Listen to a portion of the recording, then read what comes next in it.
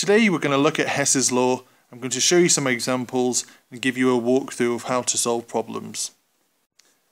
Now, Hess's law states that regardless of the pathway a chemical reaction takes, as long as the reactants and the products remain the same, the total energy either gained or lost is going to be the same. So for example, we could have some elements and they're in their natural form, so carbon or hydrogen as a gas. Now maybe with those elements we might produce a compound, and then we're going to have something called the enthalpy of formation, that there'll be an energy change going from the elements to forming this compound. So if I had methane here, I would have started off with carbon and hydrogen here. And then finally, the enthalpy of combustion, how much energy is released per mole when I react it with oxygen. And then what I could do is, I could go from the elements straight to the combustion. And the change in energy going from here to here is equal to the change in energy going from here and then back to here. So if I can work out this and this, I can calculate this. If I know this and this, I can work out this. If I know these two, I can also work out this. So we've kind of got a triangle here where if we know two of the paths, we can work out the missing path. Okay, let's try and apply Hess's law to some problems. So write down equations for the complete combustion of ethane, ethene and hydrogen. Calculate the enthalpy of combustion for each using the above data. So I'm going to start off with ethane. So that's C2H6 plus O2 is going to go to 2CO2 plus 3H2O. Now I'm not going to balance it, don't have any dramas about that. What we're going to start off with, now let's go back to our triangle that we had in the previous slide. So I'm going to need 2 carbons, so that's my elements, and I'm going to need 3 hydrogen molecules. Now either I can go this way and make C2H6 and then go this way and combust them, and I'd make 2CO2 plus 3H2O, or I could go directly this way if I add some oxygen. Now if I do go down here, so if I go directly down here, I've got to look at my data. So I've got 2 lots of carbon, so I'm going to have 2 lots of this, and I'm going to have 3 lots of hydrogen, so I'm going to have 3 lots of this.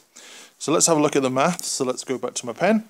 Okay, so we're going to have 2 times minus 393 plus 3 times minus 285.5. Let me just get the calculation on what this is. And if we go directly, I get an answer of minus 1642.5. Okay, now what else do we know? We know ethane, if its formation is minus 83.6. So that means that this here is going to be minus 1642.5 minus brackets minus 83.6, and we get an answer of minus 1558.9 kilojoules per mole, and that is our final answer. Right, let's have a look at ethene.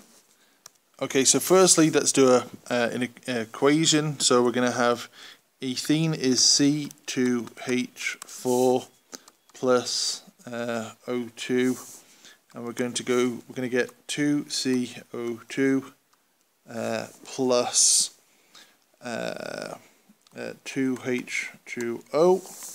So how many carbons are we going to need? 2 carbons, and we're going to need 2 hydrogen molecules. Again, we can go straight to the formation, or we can go directly to combustion. and then we get 2CO2 plus 2H2O. So we're going to look at our data again. So if we go directly, we're going to have 2 lots of carbon, so 2 times minus 393 plus 2 times minus 285.5 for the water. Okay, let me just work this out. And we get minus 1357. Okay, now we know ethene, the formation is plus 52. So we're going to have minus 1357 minus 52. And that's going to equal to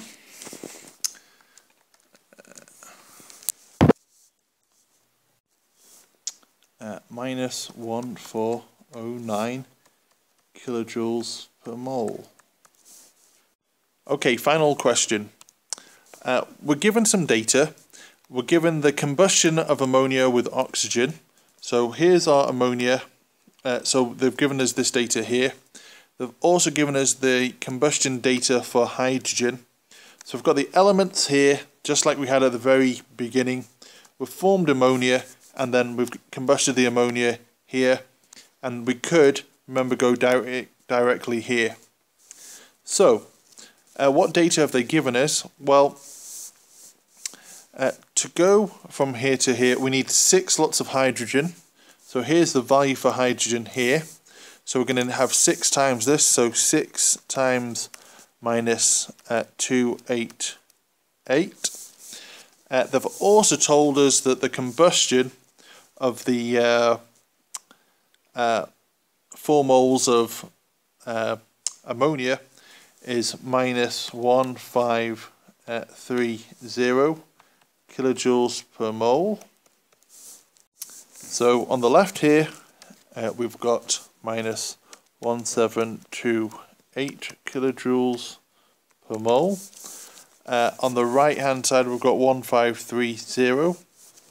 So here we're going to have 1728 minus brackets minus 1530. And we get an answer of minus 198. But remember, we're dealing with 4 moles here. So what we're going to have to do is minus 198 divided by 4. And this is going to be the formation of ammonia per mole. And we get an answer of minus 49.5. Okay, that'd be kilojoules per mole. So the minus 1. That is our final answer.